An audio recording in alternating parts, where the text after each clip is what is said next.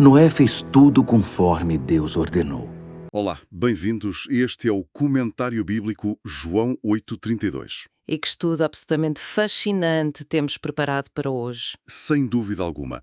Hoje vamos debruçar-nos sobre o livro de Gênesis, mais especificamente entre o capítulo 6 e 7. E sabes, o capítulo 6 apresenta-nos o que é, muito possivelmente, o manual de engenharia mais exaustivo de toda a antiguidade. É impressionante a quantidade de detalhes. Exato. Lemos sobre dimensões exatas em côvados, o uso específico de madeira de cipreste, instruções muito concretas para calafetar com betume por dentro e por fora. Sim, e aquela logística toda de construir 3 andares. Pois, onde colocar a porta, o tamanho das janelas, o planeamento de mantimentos para sustentar milhares de espécies. Quer dizer, é um projeto monumental e de uma complexidade brutal. E, no entanto, a resposta do construtor encarregado desta obra faraónica, registada lá no capítulo 7, versículo 5, resume-se a apenas 7 palavras. Na versão A Mensagem diz: Noé fez tudo conforme Deus ordenou. É um contraste que nos corta a respiração, não é? Completamente. A desproporção entre a complexidade daquele pedido divino e a simplicidade da resposta humana é o que torna esta passagem tão magnética. E é precisamente por isso que a nossa missão, nesta análise profunda, é dissecar estas 7 palavras. Não ficar apenas pela superfície da história. Ora bem, não vamos olhar para isto apenas como o registro de uma tempestade muito antiga. A ideia é mergulhar na arquitetura do próprio texto bíblico, examinar o peso do hebraico original e, claro, analisar perspectivas de teólogos como Klaus Westermann, Gerhard von Rad e da autora Ellen G. White. E o objetivo final é qual, exatamente? Perceber a mecânica profunda desta obediência, entender como ela é totalmente diferente de uma submissão cega ou de uma mera obrigação, sendo, na verdade, a expressão mais pura do amor. Faz todo o sentido. Para chegarmos a essa compreensão, temos de começar por olhar para a estrutura narrativa, porque aquele silêncio do Noé grita muito alto. Grita imenso, é um silêncio muito pesado. Se pensarmos bem na natureza humana, a reação padrão perante uma instrução gigantesca e que nos vira a vida do avesso é a negociação. Nós vemos isso em toda a Bíblia. Quando Deus pede a Moisés para falar com o faraó, o Moisés apresenta uma lista enorme de desculpas sobre a sua falta de jeito para falar.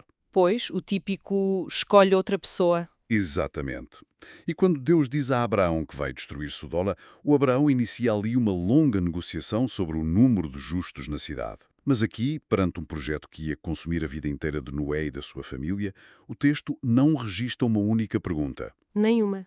Ele não pede um orçamento, não pede prolongamento de prazos, não questiona se o barco aguenta a pressão da água, ele apenas executa. O teólogo Klaus Westermann faz uma análise brilhante sobre essa ausência de diálogo. Ele defende que esta assimetria literária, repara, 8 versículos inteiros de instruções complexas contra apenas meio versículo de obediência, é uma ferramenta totalmente intencional do narrador bíblico. Portanto, não é um esquecimento, é de propósito. Completamente de propósito. Na narrativa bíblica, a obediência absoluta não precisa de ser adornada com grandes explicações. O narrador reduz a resposta de Noé à sua essência mais crua, porque a verdadeira conformidade com a vontade divina exige execução, não argumentação. O que Deus fala é complexo, mas o que o servo fiel faz é simples, ele obedece. Isso sugere que a brevidade do texto é, no fundo, um holofote a apontar diretamente para a integridade daquele homem. O foco não está nas dúvidas ou medos que ele eventualmente possa ter tido na calada da noite, mas na ação concreta que tomou. Sem dúvida. E pelo que andamos a analisar nas nossas fontes, essa intencionalidade do autor bíblico desce até ao próprio esqueleto da língua hebraica, criando ligações que, numa leitura rápida em português, passam um bocado ao lado de quem nos ouve. Passam completamente despercebidas. O idioma original esconde um nível de profundidade que é fascinante.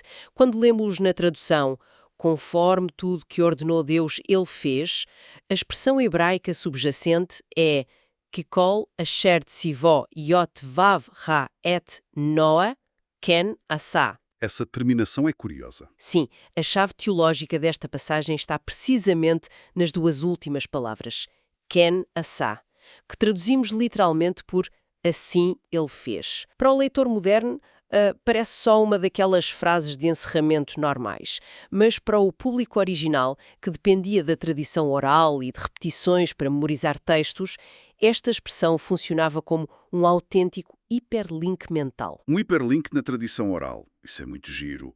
E onde é que esse link nos leva? A que outra parte da Bíblia é que estamos a ser remetidos? Leva-nos diretamente ao livro de Êxodo, aos capítulos 39 e 40. É lá que o texto descreve o trabalho brutal dos artesãos no deserto a construir o tabernáculo. O Santuário de Israel. Exato, o santuário móvel.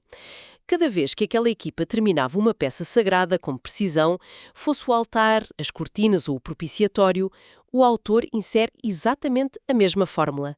Ken, assá. Assim ele fez. É repetido à exaustão nesses capítulos. A sério? A mesmíssima expressão. A mesmíssima. Para demonstrar que o local da adoração foi construído no mais estrito alinhamento com a vontade divina. Uau, isso muda completamente o cenário. É que isto seria um tópico perfeito para dissecar numa aula de escola bíblica. Porque o que o autor está a fazer é colocar a construção de um barco utilitário de sobrevivência exatamente no mesmo patamar teológico da construção do lugar mais sagrado de Israel. Precisamente. A obediência de Noé ao cortar madeira e espalhar betume, que parece só trabalho braçal, é descrita com a reverência de um ato de culto. É uma teologia narrativa profundíssima. Deus é o arquiteto supremo de ambas as situações. Ele desenha a salvação física através do dilúvio e a salvação espiritual através do tabernáculo.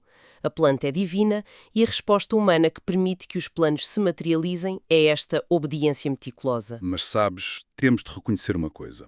A pressão psicológica nestes dois cenários que o autor está a comparar é radicalmente diferente. Construir o tabernáculo no deserto foi monumental. Um trabalho logístico absurdo. Sim, mas os artesãos estavam rodeados por milhões de compatriotas. Tinham acabado de assistir às pragas do Egito, tinham visto a abertura do Mar Vermelho. O contexto de Noé é o exato oposto. Ele está a operar no isolamento total, no meio de uma oposição cultural cega. A dimensão desse isolamento é algo que nós subestimamos muito. Para entender o nível da fé deste homem, repara na climatologia descrita no próprio livro de Gênesis. Até aquele momento, o conceito de chuva simplesmente não existia na experiência humana. Pois não, a Bíblia diz que era uma neblina, não é? Exato, a terra era regada por uma neblina que subia do solo. E o Noé recebe a instrução para construir um navio gigante em terra seca para sobreviver a um fenómeno meteorológico que ninguém nunca tinha visto. É um exercício que desafia a sanidade mental. E para quem nos ouve visualizar melhor o atrito social da coisa, imagine o que seria alguém, nos dias de hoje, decidir vestir no escafandro de mergulho de águas profundas para ir trabalhar. Todos os dias. No meio de uma cidade enorme que nem sequer tem mar. É uma imagem hilariante e trágica ao mesmo tempo. E pensem no que seria enfrentar os olhares, as piadas dos vizinhos, as humilhações diárias. E agora imaginem manter essa rotina não durante um mês, mas durante 120 anos. São múltiplas gerações a rir da mesma pessoa. Manter uma convicção quando todas as evidências dizem que estamos loucos é quase incompreensível. E é essa resistência psicológica que leva Gerhard von Rad a apresentar um dos conceitos mais fascinantes sobre este texto. Ele afirma que a história de Noé deve ser vista como a inversão completa da queda de Adão. A inversão da queda. Como é que essa dinâmica funciona, na prática? Ora bem, pensa nas condições em que o Adão falhou. Ele estava no Éden, um ambiente perfeito, sem pressão social, sem vizinhos a ridicularizá-lo, com todas as necessidades garantidas, e a instrução divina era passiva e incrivelmente simples: não comer de uma árvore. Mais fácil era impossível. E perante essa facilidade ele escolheu desobedecer. O Noé é o polo oposto. Ele está inserido numa sociedade descrita como totalmente corrupta, sofre a pressão de um mundo inteiro e a instrução que recebe é ativa, dura mais de um século, esgota-o fisicamente e carece de provas visíveis. No entanto, obedece. A falha trágica no ambiente de paraíso contrasta com a vitória estrondosa no meio do caos. Essa é a demonstração empírica de que a fidelidade não depende de condições externas ideais. Tem a ver com a postura interna. E isso leva-nos diretamente às reflexões de Ellen G. White, no livro Patriarcas e Profetas. Ela tem uma visão muito particular não só sobre a obra em si, mas sobre o impacto cultural que ela teve.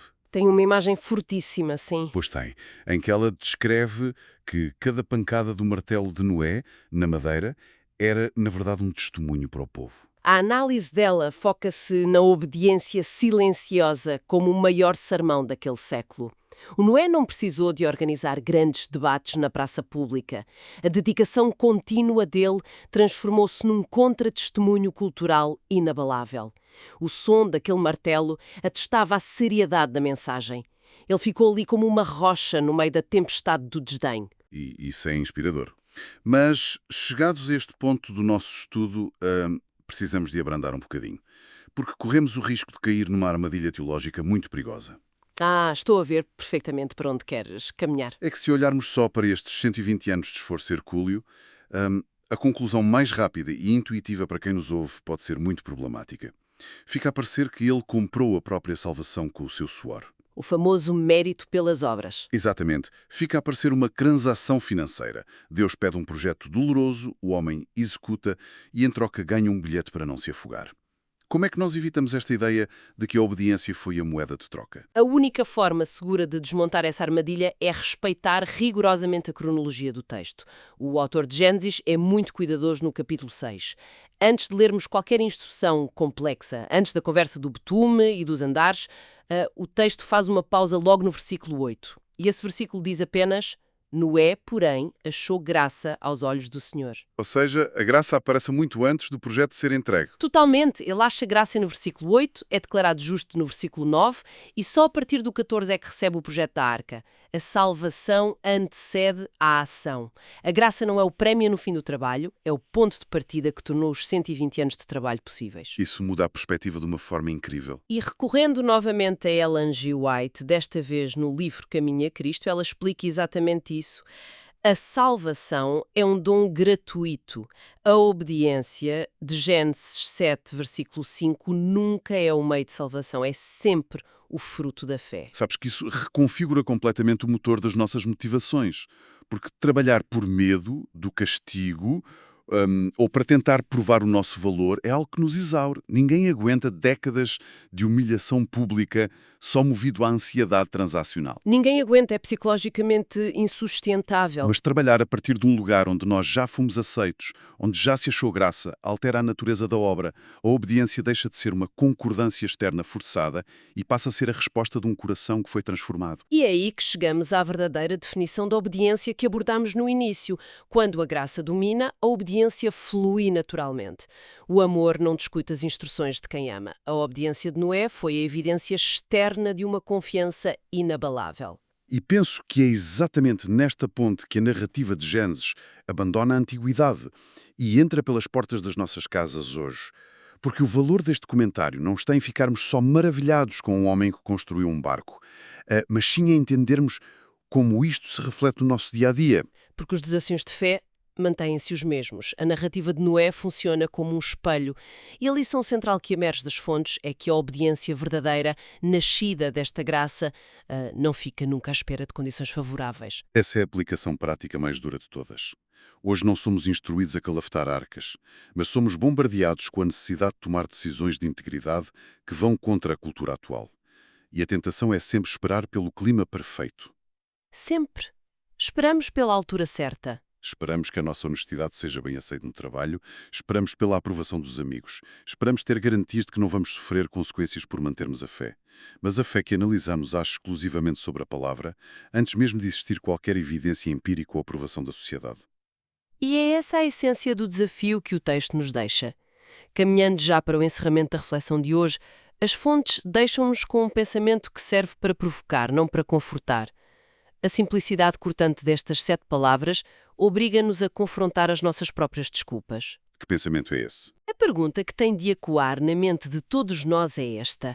Há, neste exato momento, alguma instrução clara na sua vida que já compreende em absoluto, mas que está apenas a aguardar por condições mais favoráveis para ser finalmente obedecida? Uau! É uma daquelas provocações que se instalam na mente e recusam ir embora. Obriga-nos mesmo a repensar onde estamos. Bem, terminamos por aqui a nossa análise profunda de hoje. O Norma, obrigado a todos os que nos acompanharam nesta jornada de secar um texto tão rico. Foi um privilégio imenso. Continuem a ler as Escrituras com esta atenção, a fazer perguntas difíceis e a permitir que o texto antigo confronte o vosso cotidiano. Fiquem bem e até ao nosso próximo estudo. Até à próxima. E nunca esqueçamos de que por trás de todo o ruído ensurdecedor do mundo, a nossa obediência silenciosa continua a ser o argumento mais forte que podemos oferecer.